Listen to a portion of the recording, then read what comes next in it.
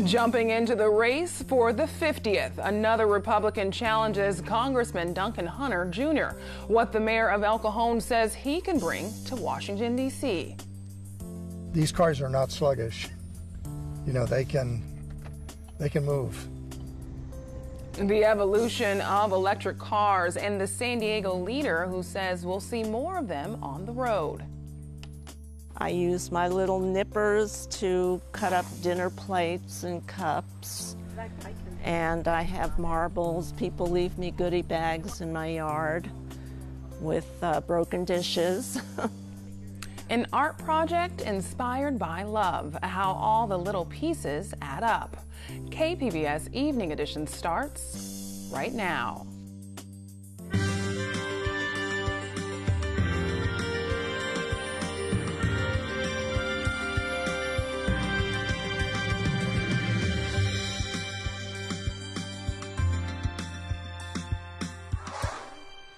Good evening and thanks for joining us. I'm Ebony Monet.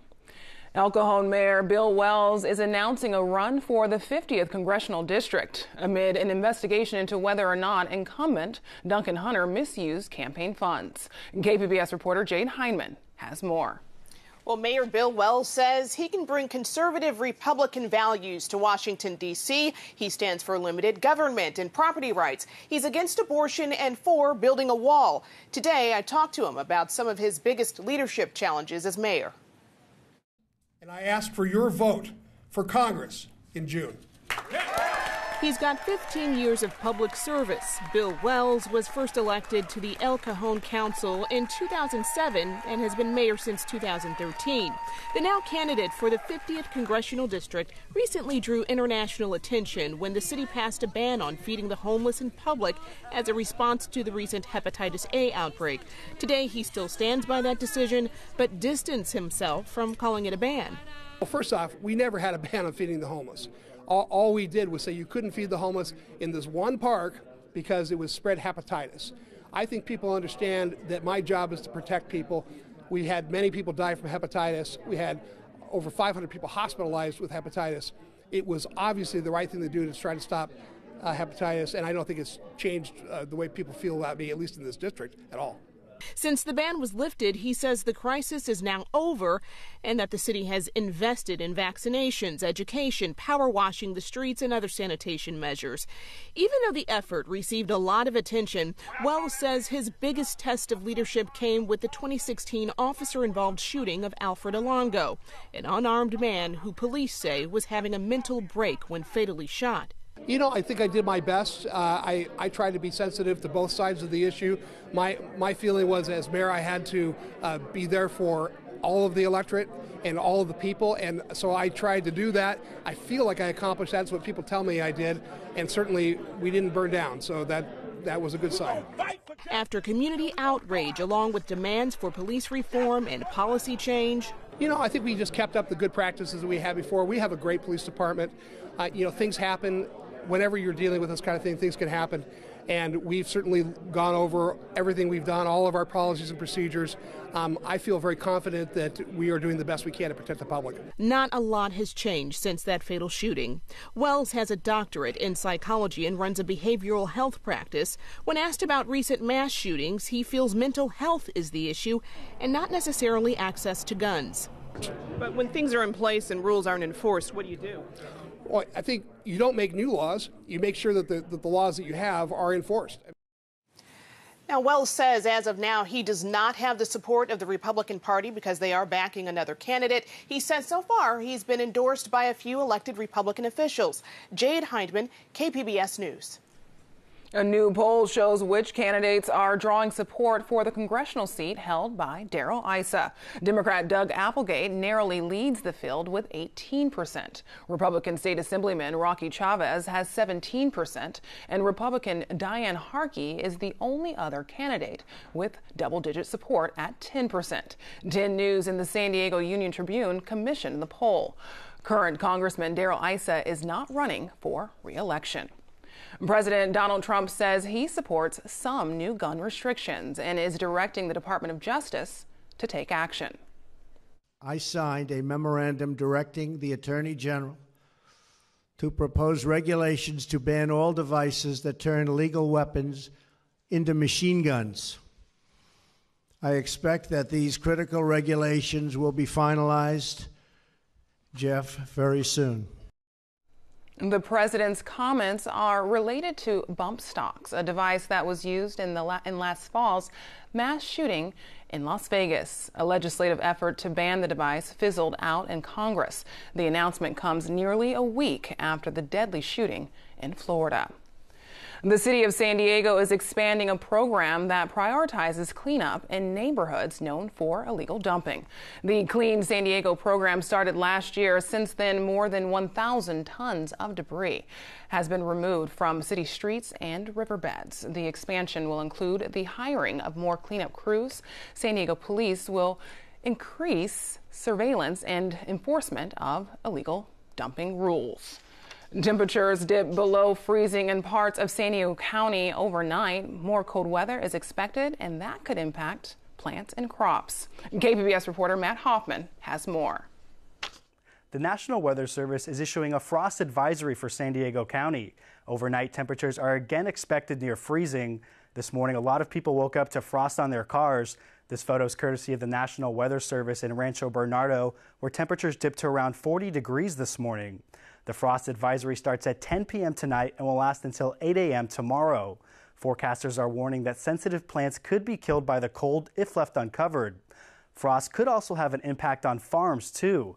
The Farm Bureau of San Diego says local growers have a number of ways to tackle frost, including using large fans to circulate air or covering plants to trap warm air during the day.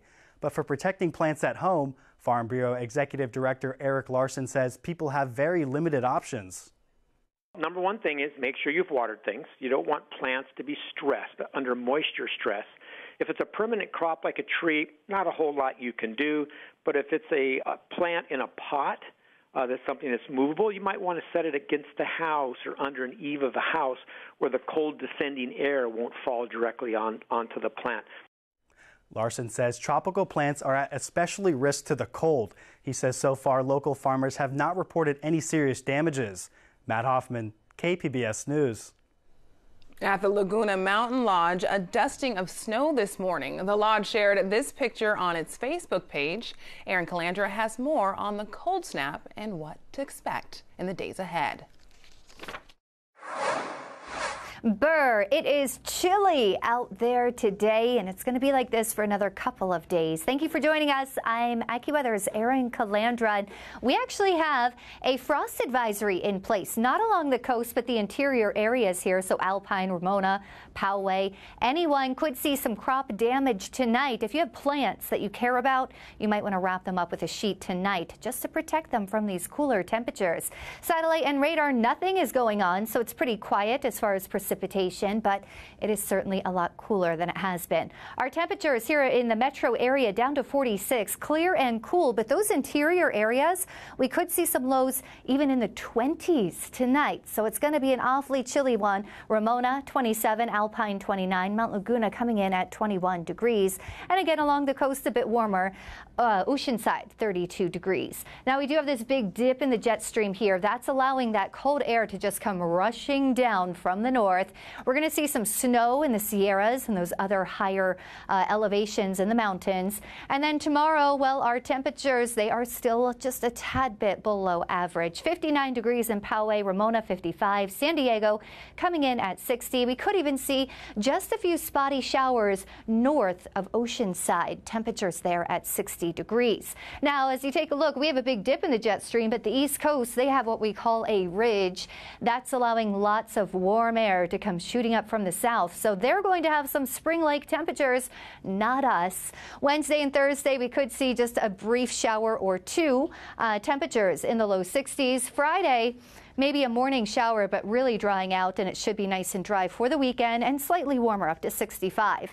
Inland, again, a few brief showers are possible through Friday, and temperatures are on the rise by the weekend, around 66 degrees and sunny. Could see a bit of snow in the mountains through Friday. Nothing major, but could cause a little bit of slippery conditions here.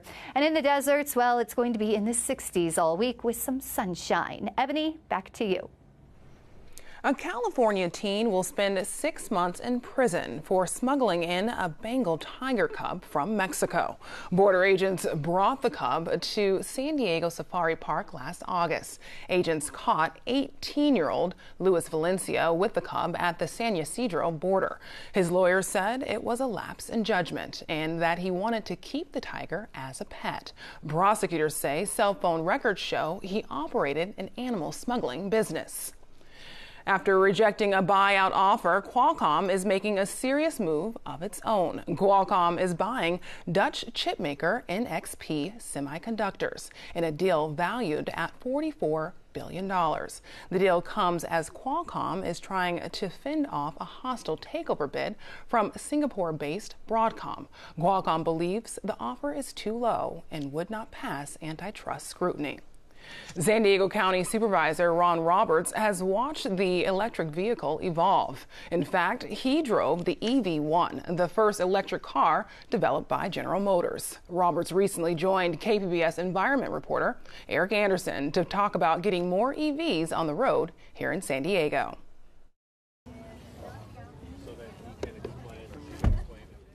These cars are not sluggish. You know, they can move.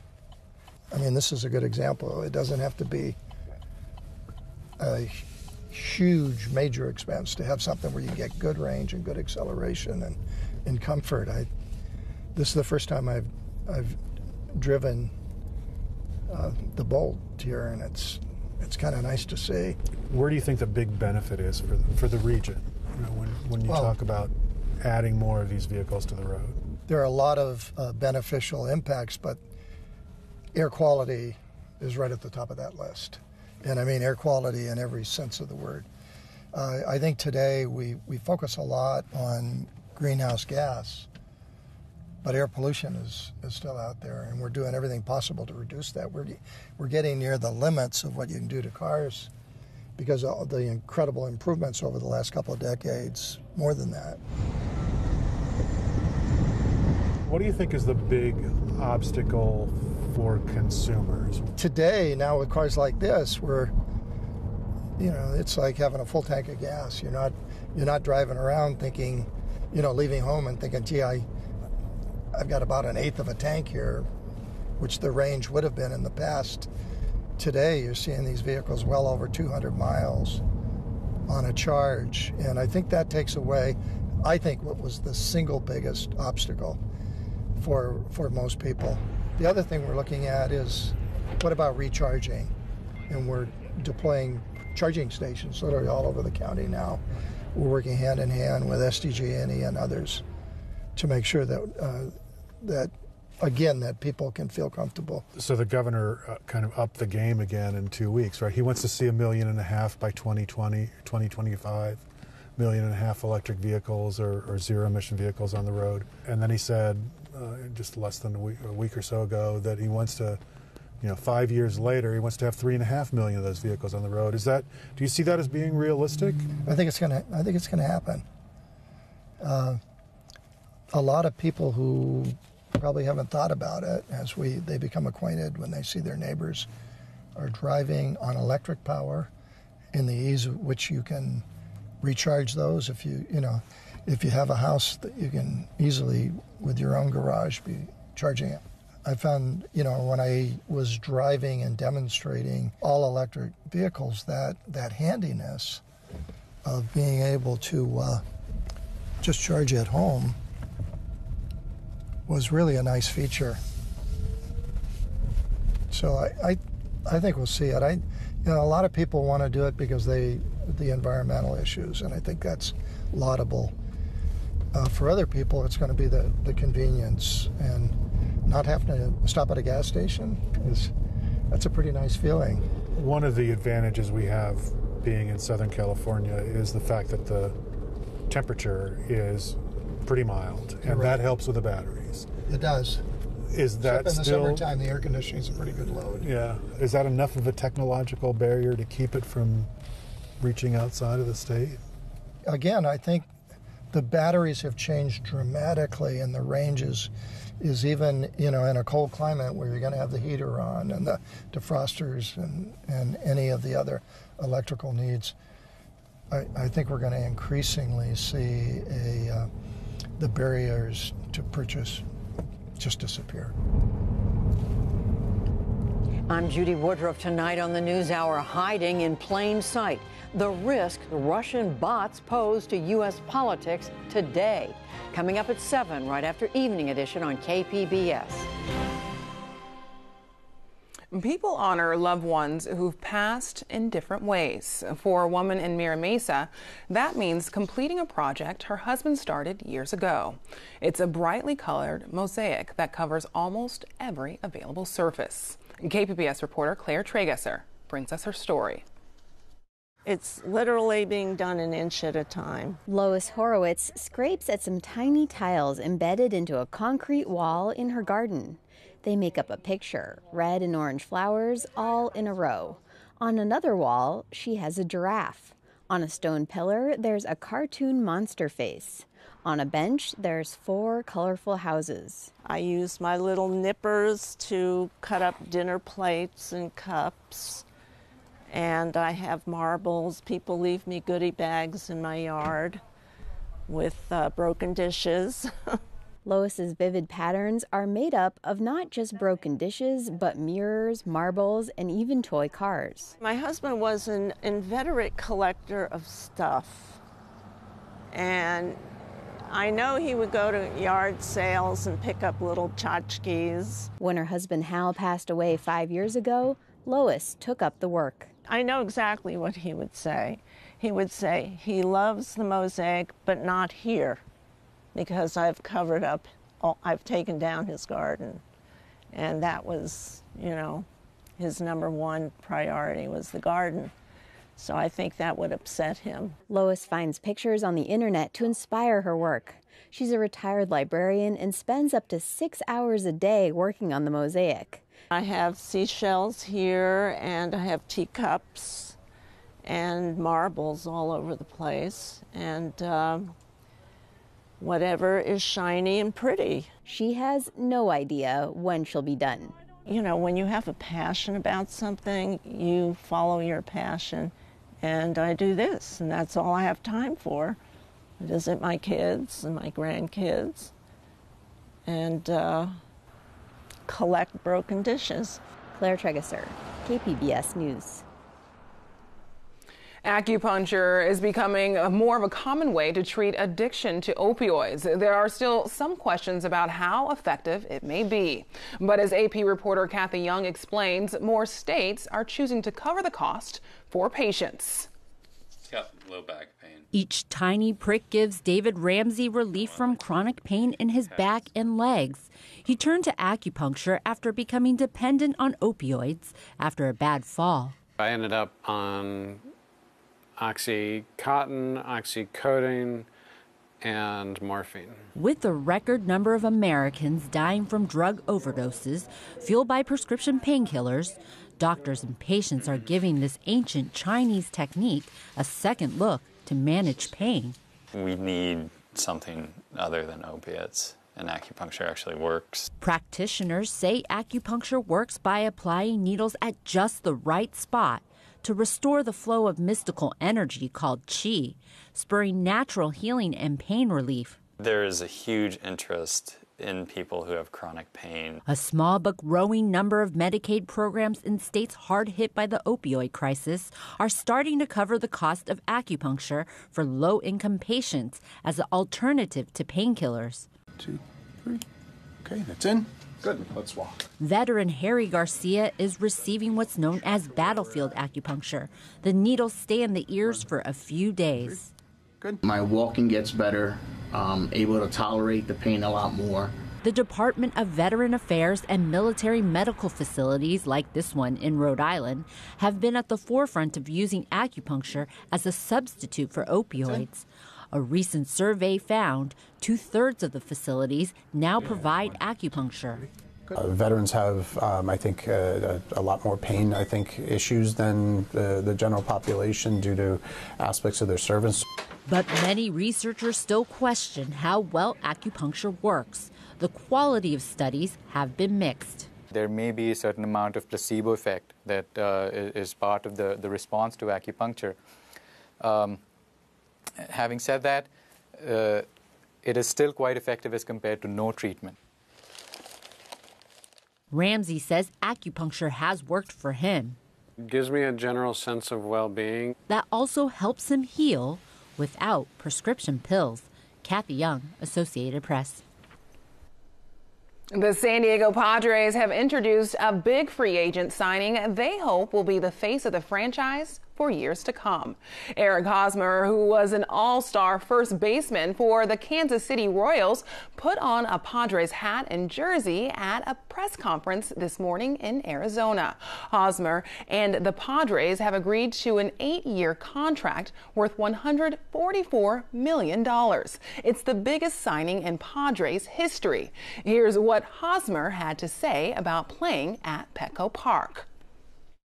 Experienced my first All-Star game there, the World Baseball Classic, brought a lot of people out from San Diego, and to get to see that stadium and that environment was a lot of fun for me. And it's a place where you, especially day games, you wake up, the weather's gorgeous outside, and it just makes you want to be out there. And the city speaks for itself, the ballpark speaks for itself. So like I said, I couldn't think of a better place to go out and play baseball every day. Padre fans will get a chance to see him in action soon. The team's first spring training game is scheduled for Friday in Peoria. Well, baseball is more than just peanuts and Cracker Jacks. It's also a lot of physics. Reporter Frank Graff from SciTech Now shows us a scientific way to look at the sport. Baseball has long been known as America's game.